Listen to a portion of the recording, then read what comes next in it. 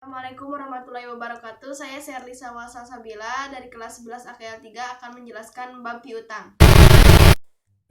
Piutang adalah salah satu jenis transaksi akuntansi yang mengurusi penagihan konsumen yang berhutang pada seseorang, suatu perusahaan, atau suatu organisasi untuk barang dan layanan yang telah diberikan pada konsumen tersebut.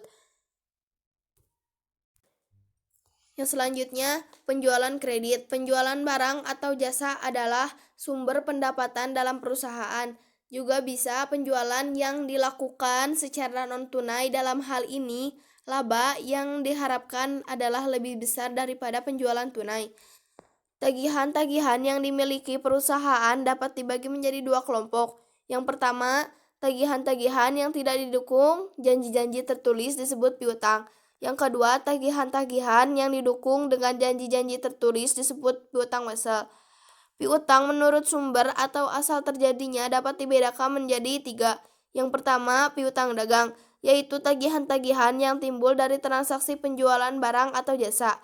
Yang kedua, piutang bukan dagang, yaitu tagihan-tagihan yang timbul dari transaksi selain penjualan barang atau jasa. Yang ketiga, piutang pendapatan, yaitu pendapatan yang sudah terjadi tetapi belum diterima. Selanjutnya piutang dagang. Saya belum paham piutang dagang, jadi saya belum bisa menjelaskannya. Kerugian piutang. Dalam akuntansi, kerugian ini biasa disebut dengan kerugian piutang, biaya piutang, tertetragi, dan piutang ragu-ragu. Pencatatan kerugian piutang dapat dilakukan dengan dua metode, yaitu metode cadangan dan metode penghapusan langsung. Dalam metode cadangan, hal yang terpenting perlu diperhatikan adalah kerugian piutang tak dapat tertagih ditentukan jumlahnya melalui taksiran dan dibandingkan dengan penjualan pada periode akuntansi yang sama. Yang kedua, jumlah piutang yang ditafsir tidak akan dapat diterima dicatat dengan mendebit rekening kerugian piutang dan mengkredit rekening cadangan kerugian piutang. Yang ketiga, kerugian piutang yang sesungguhnya terjadi dicatat dengan mendebit rekening cadangan kerugian piutang dan mengkredit rekening piutang dagang pada saat dihapus dari pembukuan.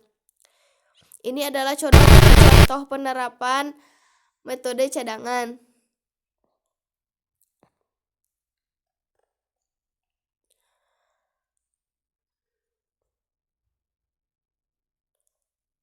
Dan ini contoh pencatatan penghapusan piutang.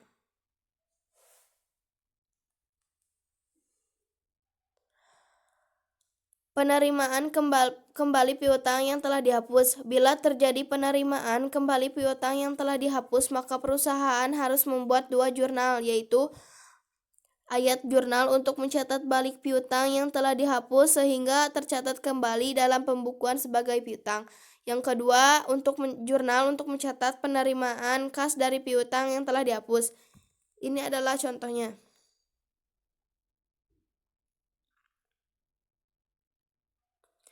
Dasar yang digunakan dalam metode cadangan untuk menafsirkan jumlah piutang yang tidak dapat tertagih. Manajemen dapat menggunakan dua dasar, yaitu prosentase dari penjualan. Yang kedua, prosentase dari piutang. Metode penghapusan langsung. Dalam penerapan metode ini, jumlah kerugian tidak perlu ditaksir dan di dalam pembukuan tidak digunakan rekening cadangan kerugian piutang.